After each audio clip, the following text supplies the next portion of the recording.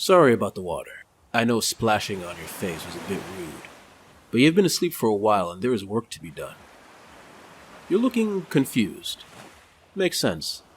Your last memory was probably getting drunk at the town's pub. You see, while you were deep in your alcohol-laden dreams, a few of my crewmen decided to bring you onto our ship. We needed one more hand, and you seemed like you had a strong build. Normally, we would be able to find sailors without such methods, but we were tight on time. You see that woman over there? That is Esmeralda Gutierrez Alrosa, captain of this fine ship, and a heritor. And you are coming with us to the Ghost Archipelago. You don't know what that is? Ah, you must be a foreigner to our lands. Ill luck being chosen, but that's the price you pay for a good time, I guess.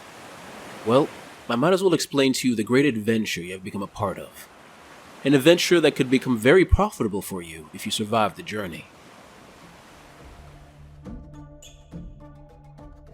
The Ghost Archipelago has been around for as long as anyone can remember, appearing and disappearing for centuries at a time. Each time it appears, the position of its various islands change, and often, new islands appear that had been unseen by previous explorers, at least as far as the history books are concerned. For all we know, the Ghost Archipelago has been doing this since the beginning of time, host to various creatures and races that commanded vast empires before humanity was even a twinkle in some god's eye. About 200 years ago, when the Ghost Archipelago last appeared, a group of sailors looking for adventure went to one of these islands and discovered a small pool of crystal clear water. Compelled, the sailors drank from it and gained great powers. Powers that put them above and beyond normal people. When they returned home, they all became powerful and respected individuals that reshaped the world around them. Some becoming great heroes celebrated for bringing stability and conquering great evils. Some others becoming conquerors, using their powers to fulfill their own selfish desires. With all the various powers they gained, however, sadly, immortality was not one of them. They were not immune to old age or a well-placed blade in their chest. However, before many of them died, they had children who all shared their parents' gifts, although to a lesser degree. They were eventually called heritors, for obvious reasons. And that's how it was. Each generation of heritors giving birth to the next. Each generation's gifts becoming just a bit weaker every time. Not only that though, but it reached a point where the powers actually started causing pain to the heritors, as if their human bodies could no longer handle the power. This curse was eventually called bloodburn, and occurred whenever a heritor tried to use any of their abilities. This would have continued for a long time, until eventually the powers of the heritors disappeared completely. If not for the return of the Ghost Archipelago, the islands almost calling to these heritors to regain the full power of their ancestors. Some ignore the calling, preferring to just live their lives, but others rush to the islands, hoping to regain the power of their ancestors. Sadly, they can't do this alone. For all the leadership skills and powers a heritor may possess, none of it is useful when navigating the Ghost Archipelagos. The ever-shifting nature of the islands making it impossible for them to even try to map it. The only way to do so is with the powers of the Wardens. Magic users shunned by the more established magical schools you would find fighting in cities such as Frostgrave. They used their abilities to commune with nature to guide the ship through the maze of islands. Now, there are different types of Wardens, each with abilities that are useful depending on the circumstances. The Beast's Wardens embrace the power of nature through the animals they control, summoning them from the forest and controlling them to attack their enemies. They also tend to keep a pet around. Of course, the definition of a pet can be very loose when it comes to a Beast Warden. For example, most people would think having a tiger as a pet would come with some risks. Earth Wardens commune with spirits through the dirt and stone, using their power to throw those objects at enemies. And, I will admit, nothing is more satisfying than seeing a few monsters get pummeled to death by flying pebbles. So satisfying you can forgive the Earth Warden's frayed appearance. They tend to have a slight dirty look to them and carry around bags of dirt and wear strange but pretty stone jewelry.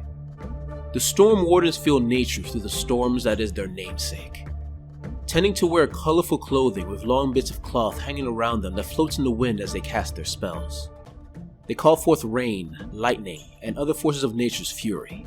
And, I will admit, they are perfect if you need a day to relax. Parting a particular stubborn storm so that the entire crew can just have a day at the beach. Vine Wardens, as you can guess, explore nature through the power of flora. That's plants if you've never read a book. They communicate with and give mobility to plant life, using it to bind their enemies and find their way through the island's forests. If you see one talking to a flower, it is one of the few times you can say that person's probably not insane. Probably. Wave Wardens feels nature's call through water, a very useful ability on a ship as you can guess. They also tend to wear very light clothing, as they know more than anyone the power of the waves, and don't tempt fate by wearing heavy clothing if they fall in it. They can give a semblance of life to water, using it to whip enemies into submission, and they can almost glide through shallow water as if they were on dry land. Now you're a smart young person. You probably think 2 people isn't enough to explore a whole island chain, and you would be right. First, there are the regular sailors like us, who man the ship. Volunteers, except for you of course, who follow the Heriter for just a chance to return with grand treasures or strange magical items from the islands. Anyone who has returned alive has always done so with great wealth, and, except for those who spend it all at local bars or gambling dens, they go off to live very comfortable lives. After the sailors are the specialists. These people are actually paid by the Heriter to bring their unique skills to the trip. Specialists come in a wide range.